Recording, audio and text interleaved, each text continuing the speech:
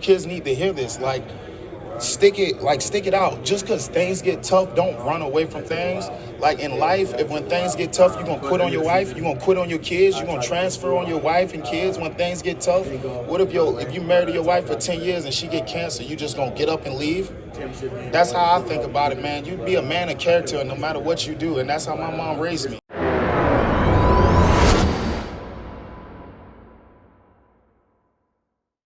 Yes, sir. Yes, sir. Yes, sir. Yeah. Lil Brunson back at you with the back at you, and I'm the best reporting on the Eagles. Before we get into the meat and potatoes, I want to let y'all know that, it's already been out there, but I just got mine. I got to let you know about the trucker hats, man. They crazy, man. I got the green one. They out there, man. All the Hurt Season gear is available.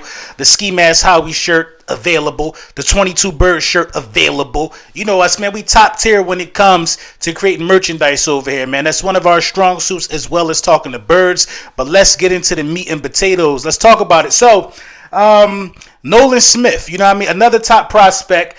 The Philadelphia Eagles are interested in. He was in the building sometime today. Let's talk about it real quick. Let's talk about the different prospects that the Philadelphia Eagles have talked to so far. The Philadelphia Inquirer, shout out to those guys. They got a prospect tracker. We're going to talk about everybody that came in so far. The last guy was Nolan Smith, edge, Georgia.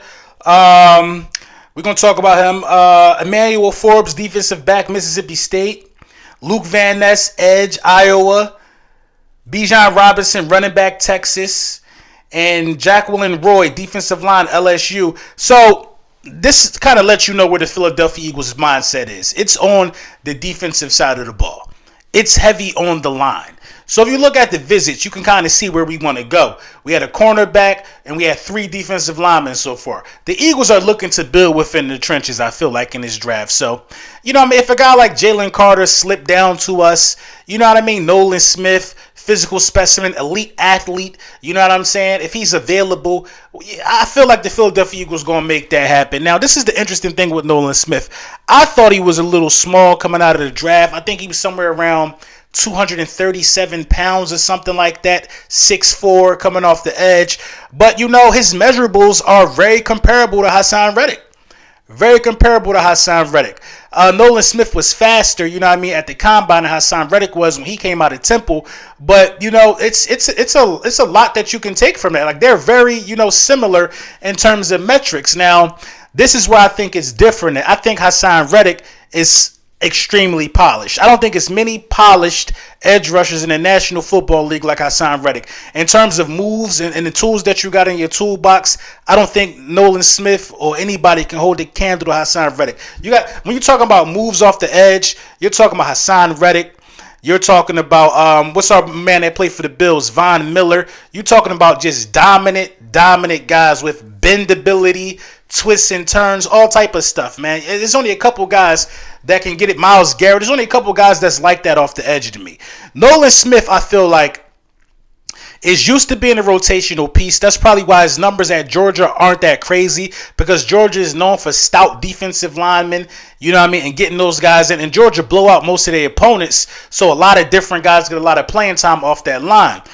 Jordan Davis' numbers weren't crazy. Trayvon Walker's numbers really weren't crazy like that. They all were rotational, and they all were splitting opportunities over there. So I feel like that makes it kind of a good fit. He won't be asked to do everything, but he will be asked to get in the game and participate. Similar to how you got Hasson Reddick, then you got BG in. Then you got, Robert Quinn was in last year. Then you had, what's our other guy on the edge? I don't know how I'm forgetting Sweat. Josh Sweat. It's his birthday, I think, too. Happy birthday. You had a lot of guys, being mixed into the rotation of the pass rush for the Philadelphia Eagles. Nolan Smith will fit right in. He'll get some of them snaps that Quinn was getting last year and be a little more fresher, a little youthful, younger. I think that helps us out.